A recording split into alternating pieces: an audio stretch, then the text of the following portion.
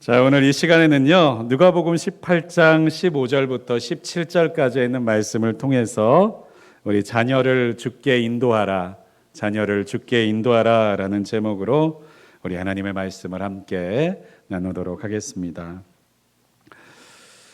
대한민국 부모님들 참 대단하신 분들이시죠.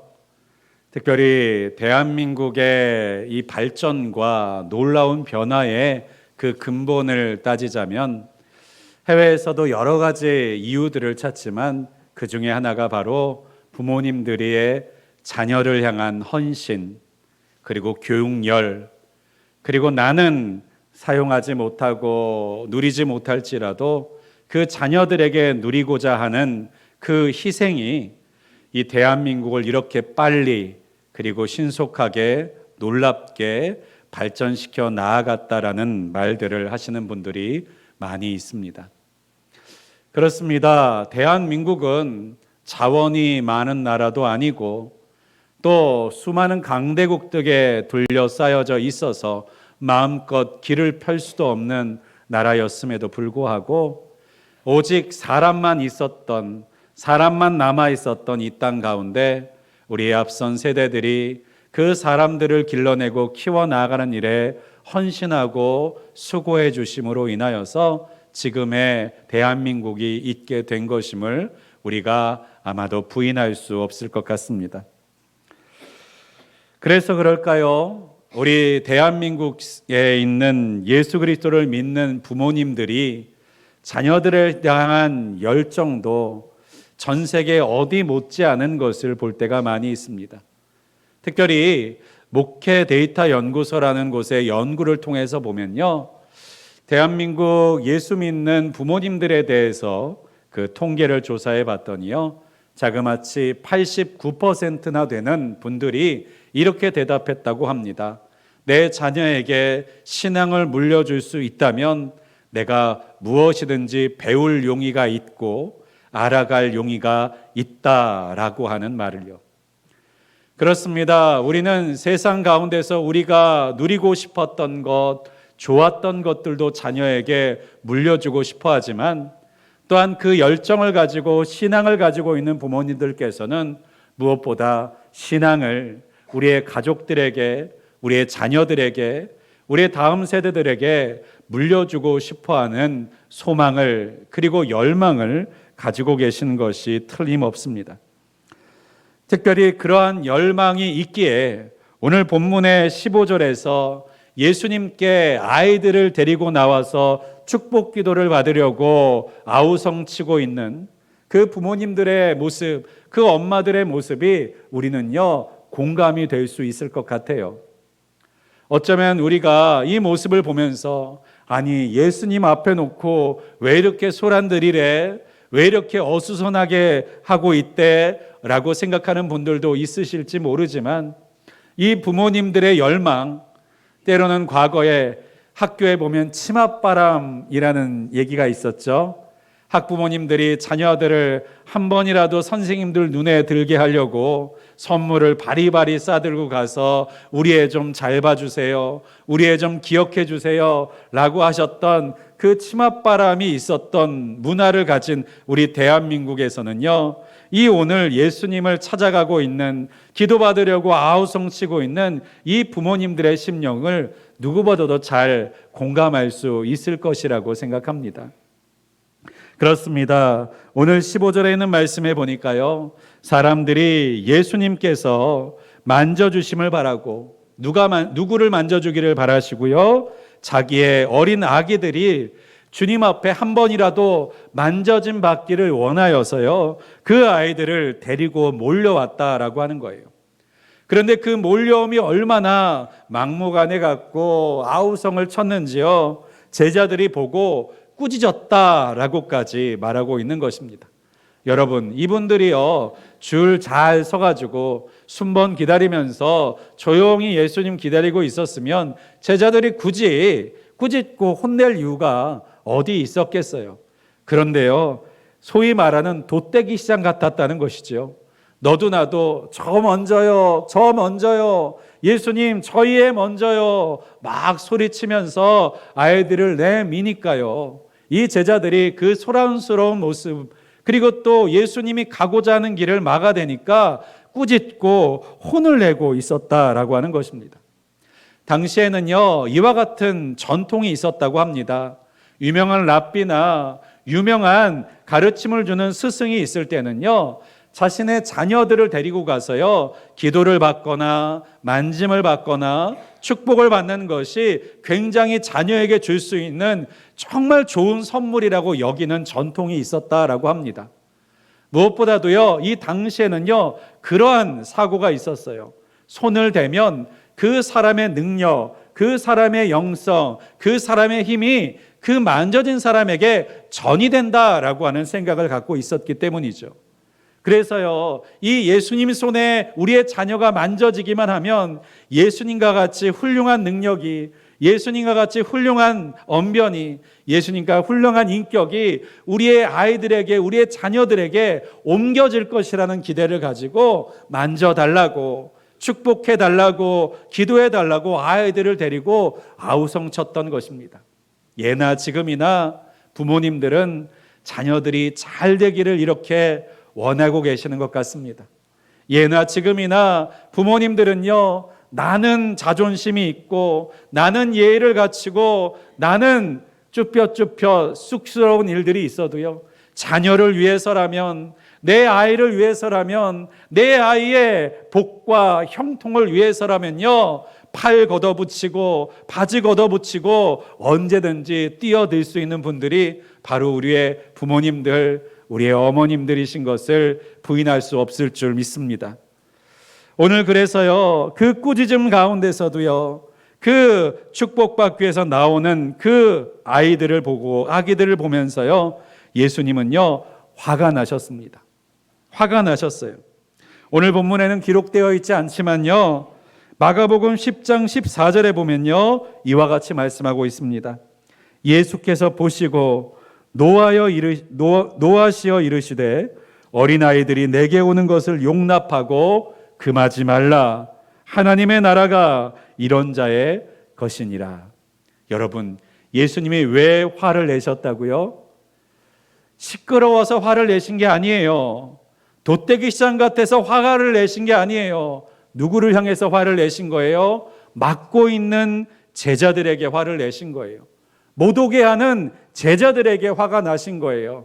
여러분, 우리가 세상에 유명한 사람을 만나려면 예의가 있어야 되지 않겠습니까? 옷도 갖춰 입고 모습도 잘 갖추고, 그리고 그러한 준비가 되어 있지 않으면 함부로 만날 수 없는 것이 세상에 유명한 사람들이 아닙니까?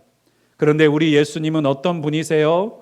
내가 갖춰 입지 못하였어도요, 내가 세상 가운데서 유명하고 힘 있는 사람이 아닐지라도 무엇만 있으면요, 예수님 만나기만을 원하면요, 예수님 찾기만을 원하면요, 예수님께서 저 좀 만져주세요 라고 하는 사모하는 마음, 갈망하는 마음만 가지고 나오면 예수님께서는요, 나오는 우리를 막는 사람을 꾸짖으실 만큼 우리가 나오기를 기뻐하시고 우리를 만져주시기를 원하시는 주님이신 것을 여러분 꼭 믿으실 수 있기를 간절히 축복합니다.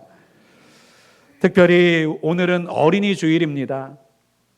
예수님께서는 오늘에 있는 이 말씀처럼요, 이 어린 영혼들이, 어린이들이 우리 주님 앞에 나오는 것을 너무 기뻐하세요.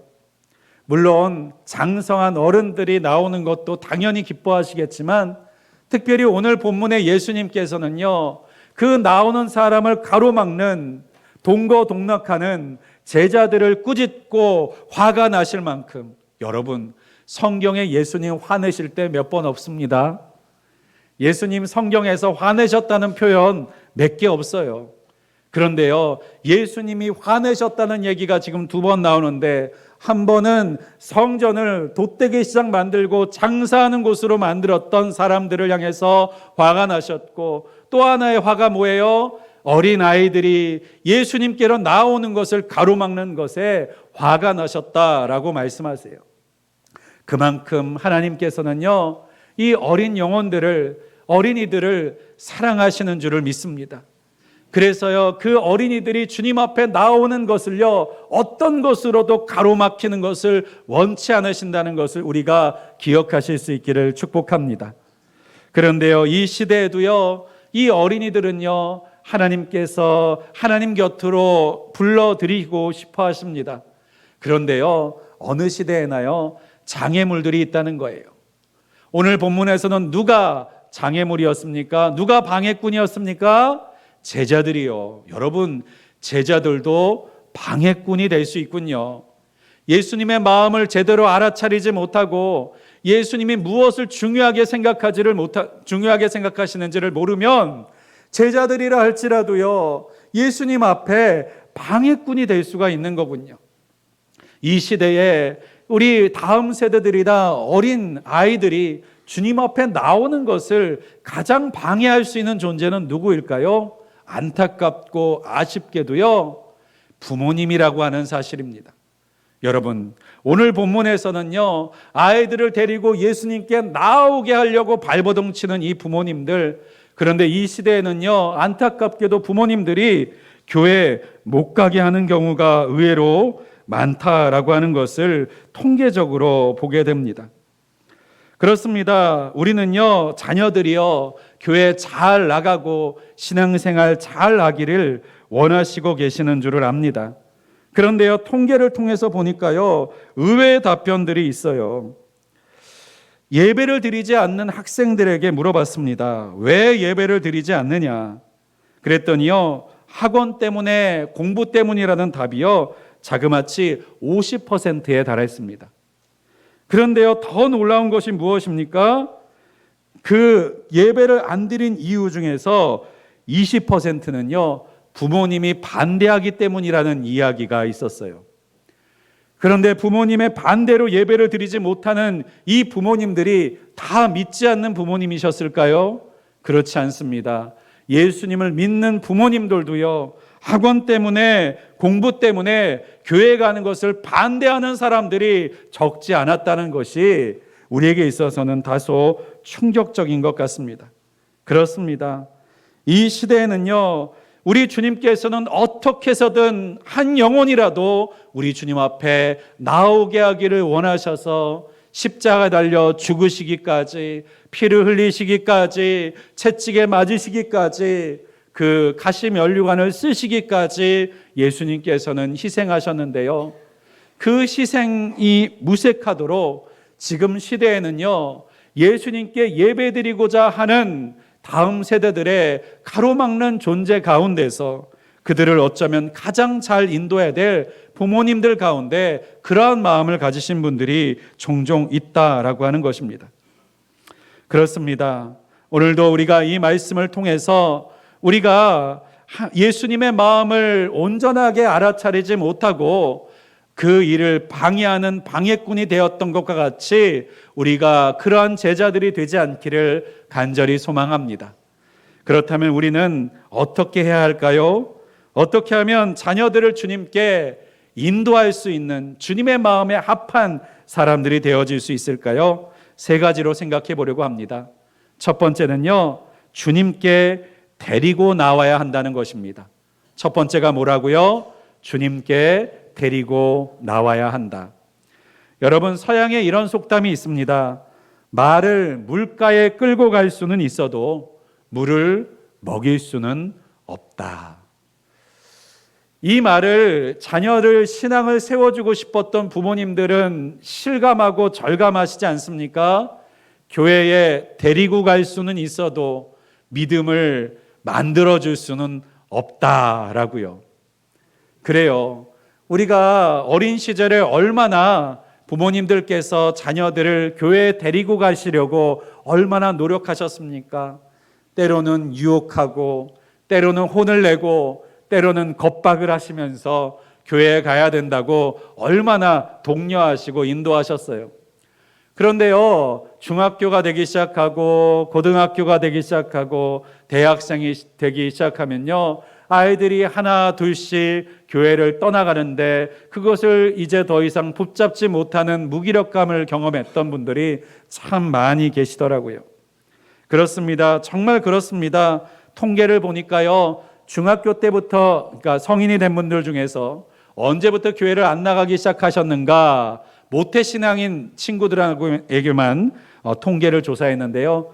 그 중에 25%가 중학교 때부터, 그리고 60%가 넘는 비율이 대학교 이후부터 교회를 나가지 않았다라고 하는 통계가 있었습니다. 그러니까요, 우리나라에서 제일 센 종교가 뭡니까? 학교예요, 학교.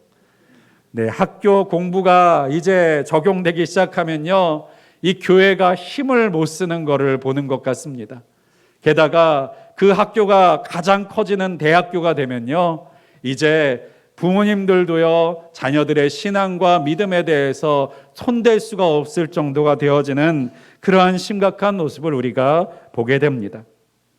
그런데요, 중요한 것은요, 그러한 우리가 바라는 결과, 우리가 기대하는 결과를 낳지 못한다 할지라도요, 우리가 끝까지 포기하지 않아야 될 한 가지 해야 될 일이 있습니다. 그것이 무엇이냐? 바로 우리의 자녀들을 주님 앞에 우리가 항상 힘써 데리고 가야 된다라고 하는 것입니다.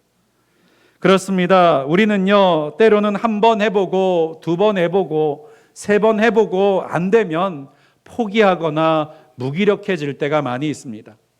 세상에서도 그렇죠. 어떤 시험에 응시하고자 할 때 한 번 떨어지고, 두 번 떨어지고, 세 번 떨어지면 더 응시할 수 있는 용기를 잃어버리고 더 도전해 볼 수 있는 힘을 잃어버리는 것이 바로 사람의 실패라고 하는 거예요. 그런데 여러분, 아무리 실패해도 우리가 포기할 수 없는 것이 있습니다. 그것은 바로 우리의 자녀라고 하는 거예요. 여러분, 물론 우리가 자녀에 대한 것도 포기할 때가 있어요. 공부를 안 하는 자녀를 우리가 한번 생각해 보십시오. 공부해라, 공부해라. 매도 들어보고 혼도 내보고 선생님도 붙여봐주고 학원도 보내보지만 얘가 끝까지 공부 안 하면 어떻게 해야 됩니까? 같이 죽어야 됩니까? 아니죠. 포기하게 되는 순간이 찾아오는 것이죠. 그래, 너는 공부가 네 체질이 아닌가 보다.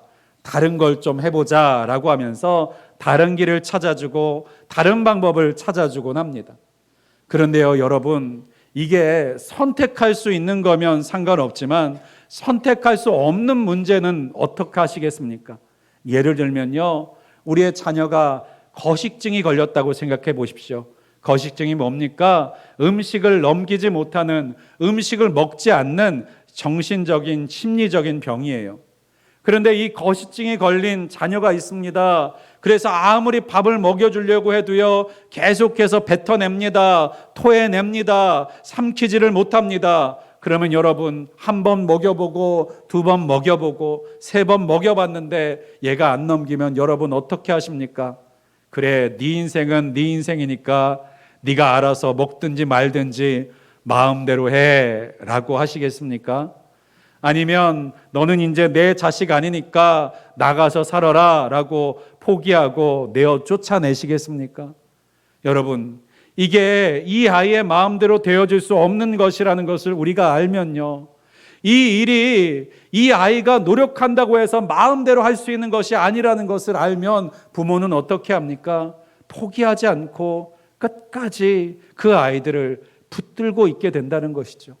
먹이지 않는 아이에게 어떻게 하면 먹일 수 있을까? 가로도 먹여보고 입으로 씹어서도 삼켜보게 하고 물로 만들어서 마셔보게도 하고 방법을 동원해서라도 사람을 불러서라도 어떤 수단, 그것을 고칠 수 있는 사람이 한국에 있으면 한국 어디라도, 외국에 있으면 외국 어디라도 찾아가고 달려가고자 하는 것이 바로 부모의 심정이 아닙니까?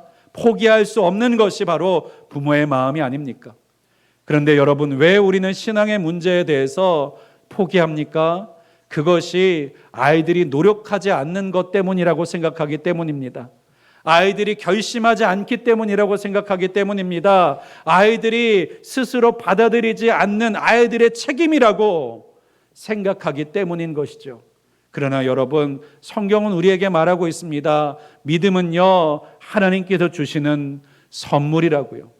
하나님이 안 주시는 믿음을 아이들이 어떻게 스스로 만들어내겠습니까? 만들어내라고 매를 때리고 혼을 내면 어떻게 되는 거예요? 속에 믿음은 없는데 믿음 있는 척 교회 다니는 아이들이 되는 것입니다. 구원의 확신은 없는데 엄마 아빠한테 혼날까봐 예수 믿는다고 교회 다니는 것입니다. 그러다가 더 이상 거짓말하고 싶지 않아서, 더 이상 나를 속이고 싶지 않아서 엄마 나 예수 안 믿어요 하면서 교회 안 나오는 거예요. 그러면요 어떻게 해야 되는 것입니까? 여러분, 하나님께서 우리에게 주신 명령은 한 가지뿐입니다. 복음에 대한 명령도 한 가지뿐입니다. 여러분, 하나님께서 우리로 하여금 믿지 않는 자를 구원시키라고 말씀하셨습니까? 아니에요. 뭐 하라고 말씀하셨습니까? 복음을 전하라 라고 말씀하셨어요. 가르치라 라고 말씀하셨어요. 믿음을 만들어 줘라 라고 말씀하시지 않았습니다. 그렇습니다. 하나님께서 우리에게 주신 명령은요 가르쳐 주는 것까지예요. 하나님께서 우리에게 주신 명령은요 데리고 가는 것까지예요. 데리고 가셨습니까? 잘하셨습니다. 그 이유는 하나님이 하셔야 되는 것입니다. 여러분, 아이들에게 말씀을 가르치시고 복음을 가르치셨습니까? 잘하셨습니다. 그 말씀을 받고 믿음의 사람이 되는 것은 이제 하나님께서 하실 하나님의 주권입니다. 그런데요, 만약에요, 우리가 우리의 힘으로 할 수 없는 것임에도 불구하고 왜 아이들을 데리고 오는 것입니까? 왜 가르치는 것입니까? 그 구원을 받지 않으면 안 되기 때문인 거예요. 여러분, 만약에 학교를 갔어요. 그랬더니 선생님이요 이렇게 말하는 거예요. 얘는 IQ가 부족해서 학교 데리고 와도 공부가 안 되는 애입니다. 그러니까 데리고 가세요. 학교 데리고 오지 않으셔도 됩니다. 얘는 공부를 따라갈 수가 없는 애니까 그냥 집에 데리고 가십시오라고 만약에 이런 말을 들으신다면 부모님의 심정은 어떠시겠습니까? 예, 그런가요? 잘 됐네요. 이제 공부 안 해도 돼서. 여러분, 이럴 분이 어디 있겠습니까? 선생님께 매달리시지 않겠습니까? 선생님, 한 번만 얘 가르쳐 줘 보세요. 선생님, 얘 한 번만 같이 공부하게 좀 해줘 보세요. 선생님, 한 번만 얘 기회를 좀 줘 보세요 라고 매달리시지 않겠습니까? 여러분, 우리가 우리의 자녀와 다음 세대들을 하나님 앞에 데려오는 것은요, 그들을요 우리가 데려가면 무조건 예수 믿게 될 것이라고 생각해서 데리고 가는 게 아니라는 거예요. 얘네들이 예수를 안 믿으면 안 되기 때문에 데리고 가는 것이고 구원받지 않으면 안 되기 때문에 데리고 가는 것이라는 것을 여러분 꼭 기억하시기를 간절히 소망합니다. 여러분, 아직까지 노력했지만 수고했지만 주님을 믿지 못하는 자녀들이나 자손들이나 다음 세대들이 혹시 있으십니까? 여러분, 포기하지 않으실 수 있기를 간절히 소망합니다. 주님께서 그들에게 믿음을 주시는 때는요 공식이 아닙니다. 우리가 아는 것처럼 세상의 원리가 아닙니다. 주님께서 구원하시는 때가 있다는 거예요. 주님께서 그들을 만나주시는 때가 있다는 것입니다. 그러한 때에 그들이 주님께서 찾으시는 그때 그들이 주님 앞에 있어야 하지 않겠습니까? 주님 앞에 서 있어야 되지 않겠습니까? 그들이 정말 주님을 찾고 싶을 때 주님 앞에 있어야 되도록 만들어주는 것이 부모의 역할, 우리의 역할인 줄을 믿습니다. 언젠가 우리 주님께서 그들을 만나주시고자 하실 때 그들이 하나님을 알고 있을 수 있도록, 하나님을 어떻게 찾아야 되는지를 알 수 있도록, 그리고 우리 주님께서 부르실 때에 제가 여기 있었네요 라고 대답할 수 있도록 만들어주는 것, 그 자리에 있게 하는 것, 바로 그것이 앞선 세대 신앙의 선배 또한 부모에게 맡기신 사명이라는 것을 우리가 꼭 기억하실 수 있기를 간절히 소망합니다. 두 번째는요, 자녀를요, 다음 세대들을요, 주님께 맡겨야 한다는 것입니다. 목사님, 자녀를 주님께 이끌고 가는 것과 맡기는 것이 도대체 무슨 차이입니까? 라고 혹시 궁금해 하십니까? 여러분, 우리 대한민국에 있는 많은 신앙이 있는 부모님들 가운데서는요, 예수님께 데리고는 가지만요, 예수님께 맡기지 못하는 분들이 참 많이 있다라고 하는 거예요. 여러분, 맡긴다는 것이 무엇입니까? 내가 필요한 것만 받아내는 것이 맡기는 것이 아니죠. 말 그대로 맡긴다는 것은요, 방법과 방향과 뜻과 수단과 목표를요, 누구에게 맡긴다는 거예요? 하나님께 맡긴다라고 하는 거예요. 여러분, 우리 부모님들은요, 하나님께 자녀들을 데리고 나오면서요, 너무 요구하는 게 많아요. 마치 가르치는 선생님에게, 선생님, 얘에게는 이것도 가르치시고 이것도 가르치시고 성적은 이렇게 만드시고 학교는 여기 가게 하시고 그리고 모든 것들은 얘의 목표와 꿈은 이걸로 만들어 주세요. 여러분, 선생님에게 그렇게 요구할 것이 아니죠. 우리가 맡긴다는 것은 무엇입니까? 선생님이 이 아이의 능력, 이 아이의 역량, 이 아이의 재능, 이 모든 것들을 잘 살펴서 이 아이가 가장 행복할 수 있게, 가장 잘할 수 있는 것을 할 수 있도록 선생님 도와주세요 라고 하는 것이 맡긴다는 것이죠.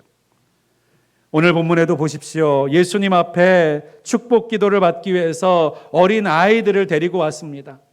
그러면 예수님께서 그 아이들을 품에 안으시고 기도해 주실 거예요. 여러분, 근데 무슨 기도해 주셨을 것 같으세요? 우리는 어떤 기도를 기대합니까? 이 아이가 부자가 되게 해주시고 죽을 때까지 건강하게 해주시고 오래오래 살게 해주시고 학교는 좋은 학교를 가게 해주시고 그리고 직장에서는 높은 지위에 오르게 해주시고. 여러분 기도하실 때 무슨 기도하십니까? 그 기도 예수님이 이 아이를 위해서 해주시기를 기대하면서 데리고 나오시는 거 아닙니까? 교회 나올 때 신앙생활 열심히 해서 목사 되려고 데려오시는 분들이 없는 것으로 제가 알고 있습니다. 교회 열심히 나와서 하나님께 쓰임받고 순교하라고 데리고 오시는 분 아무도 없으신 줄 제가 알고 있습니다. 그렇습니다. 맡긴다는 것은 무엇입니까? 이 아이의 인생을 맡기는 거예요. 누구에게요? 하나님께요. 맡긴다는 것은요, 내가 필요한 것만 채운 다음에 나한테 다시 돌려주세요, 이게 아니라 예수님께 맡긴다는 것은요, 이 예수님께서 이 아이의 인생과 삶을 더 잘하시고 더 만드실 수 있고 더 완벽하게 이끄실 수 있는 것을 믿기에 주님께서 이 아이의 참 부모가 되어달라고 맡기는 것이 바로 맡긴다라고 하는 뜻이에요. 주님의 품에 맡기는 것이 그것입니다. 여러분, 이것을 잘 보여주는 모습이 구약 성경의 출애굽기에서 나옵니다.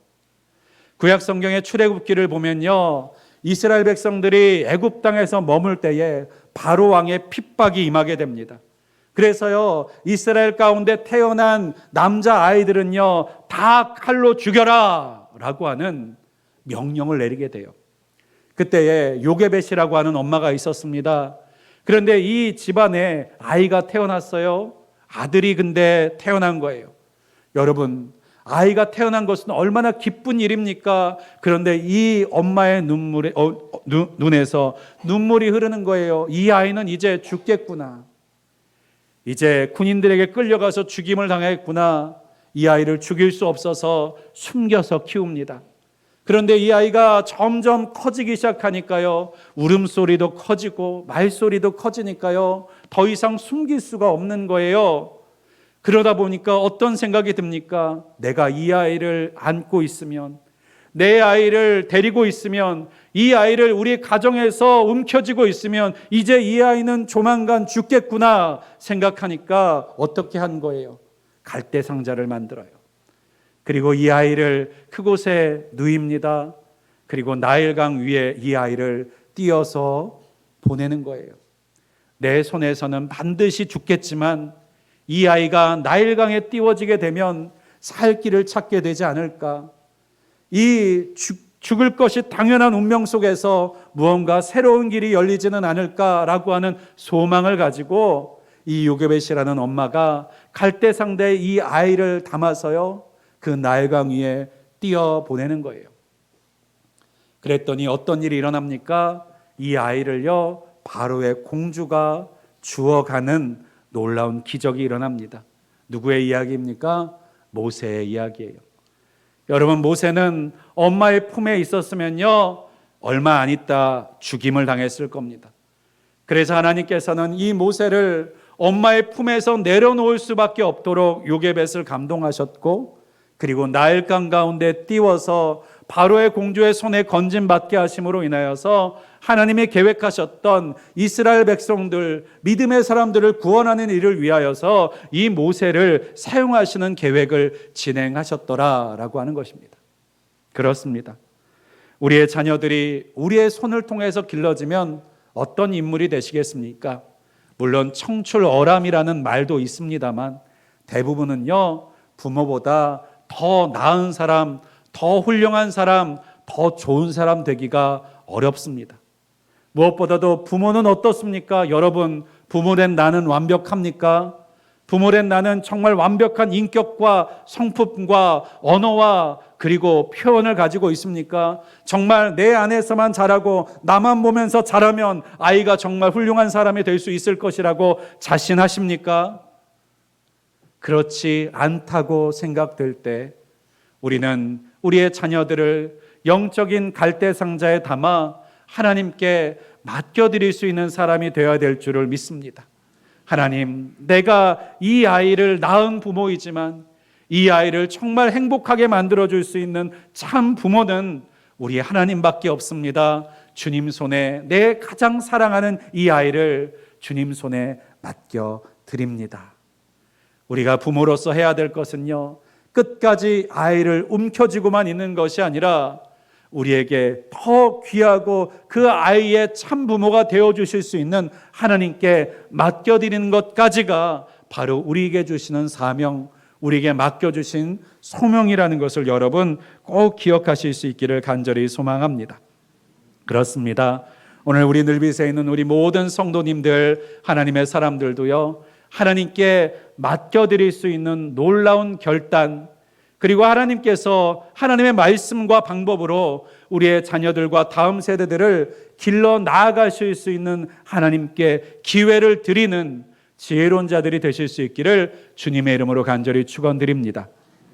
마지막 세 번째는요, 17절에 있는 말씀인데요, 17절에 보면요, 내가 진실로 너에게 이르노니 누구든지 하나님의 나라를 어린아이와 같이 받아들이지 않는 자는 결단코 거기 들어가지 못하리라 하시니라 라고 말씀합니다.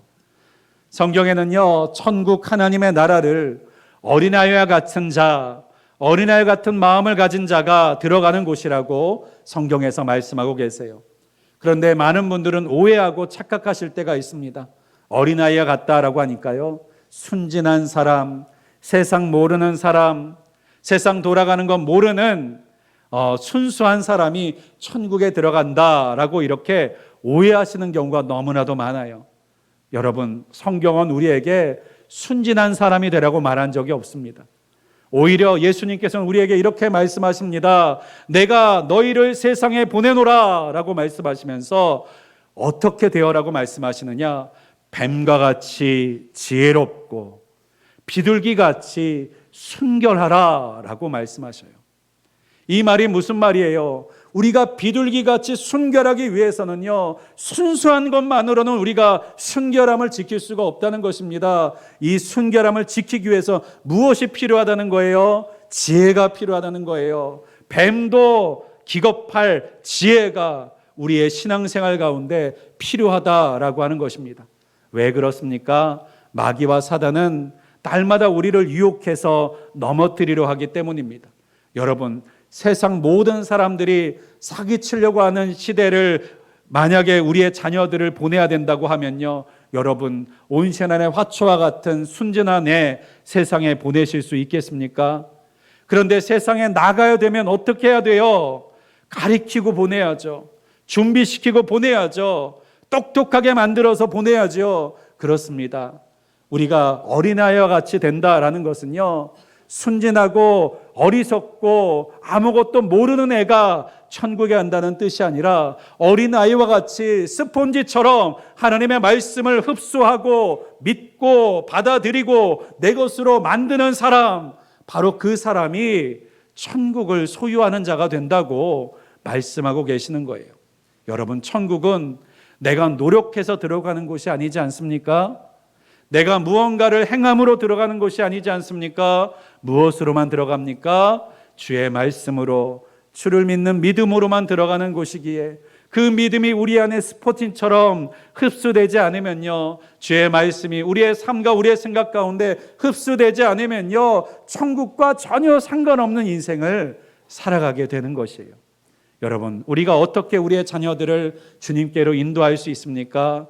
하나님의 말씀에 스폰지와 같이 그것을 쭉쭉 빨아들일 수 있고 신뢰할 수 있는 사람들로 기도하고 축복하고 만들어 가시기를 주님의 이름으로 축복합니다.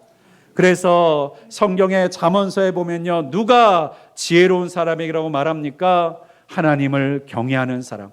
여러분, 이 말씀에 무엇이 담겨져 있는지 아세요? 경외라는 것이 뭐예요? 공경하는 것입니다. 여러분, 부모를 공경한다는 것이 무엇입니까?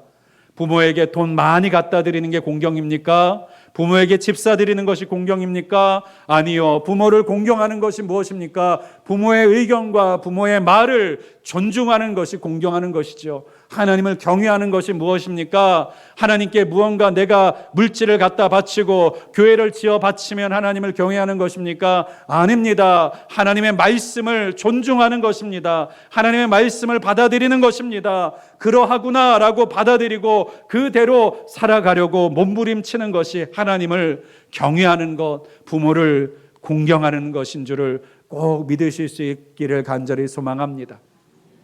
하나님을 경외하는 자는 지혜를 배웁니다. 하나님을 경외하는 자는 세상에 물들지 않습니다. 그래서 우리는 우리의 자녀들과 우리의 다음 세대들에게 하나님을 경외할 수 있게 만들어 줘야 하는 줄을 믿습니다. 여러분, 그 경외는 누구에게 배울까요? 바로 부모에게 배웁니다. 여러분, 집에서 한번 잘 보세요. 엄마가 아빠를 무시하면요, 애들도 아빠를 무시합니다. 부모님이 그 할아버지 할머니를 무시하면요, 애들도 할머니 할아버지를 무시합니다. 그렇습니다. 공경과 경외는 누구에게 배우는 것입니까? 말로 배우는 것이 아니라 우리의 행동과 태도로 배우는 것입니다.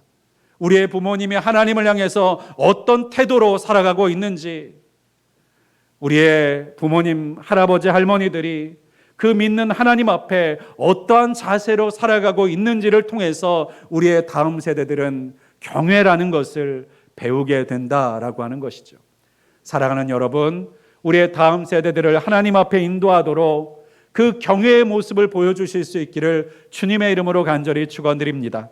말씀을 정리하고자 합니다. 하나님께서 우리에게 자녀들과 다음 세대에게 주신 귀한 사명은 바로 그들을 기뻐하시고 기다리시는 예수님 앞에 이끌어 인도해 나아가시는 것인 줄을 기억하실 수 있기를 간절히 소망합니다. 우리가 어떻게 해야 합니까? 그들을 주님의 예배의 자리에, 말씀의 자리에 데리고 가야 한다는 거예요. 또 한 가지는 그들의 인생과 삶을 하나님 앞에 맡겨드릴 수 있어야 된다는 것입니다. 마지막으로 그들에게 하나님을 경외할 줄 아는 모습과 태도를 가르쳐 줄 수 있어야 된다라고 하는 것이죠. 이와 같은 것들을 우리의 가정 가운데서 우리의 자녀들에게 이루어 드릴 수 있는 저와 여러분 되실 수 있기를 주님의 이름으로 간절히 축원드리겠습니다. 기도하겠습니다. 전능하시고 분명히 살아계신 하나님 감사합니다. 오늘도 어린이날을 맞이하여서 우리의 어린이들을 축복하는 마음으로, 또한 그들을 향해서 우리가 어떤 사명과 어떤 뜻을 하나님으로부터 받은 사람들인지를 오늘 말씀을 통해서 우리가 돌아보기를 원했습니다. 주님, 저들을 우리 주님 앞에 데리고 나아가는 인도자가 되어 주십시오. 또한 우리가 주님 앞에 데리고 나아갈 뿐만 아니라 저들을 내 것이라 여기지 않고 하나님 영적인 갈대 상자에 담아 나일강에 띄우듯 우리 주님 앞에 맡겨드릴 수 있는 자가 되게 하여 주시옵소서. 또한 저들이 세상의 수많은 유혹과 마귀와 사단의 도전 앞에서 넘어지고 쓰러지지 않을 수 있는 지혜를 배운 자들이 될 수 있게 하나님 지혜의 근본이 되는 경외함을, 하나님 경외함을 알려줄 수 있는 자가 되게 하여 주시되, 우리의 태도를 통해서 저희들이 배우는 줄을 알았사오니 우리가 하나님을 경외하는 자세와 모습을 우리 다음 세대들에게 보여줄 수 있는 교재와 교과서의 인생이 될 수 있도록 도와 주시옵소서. 예수 그리스도의 이름으로 간절히 기도하였습니다. 아멘.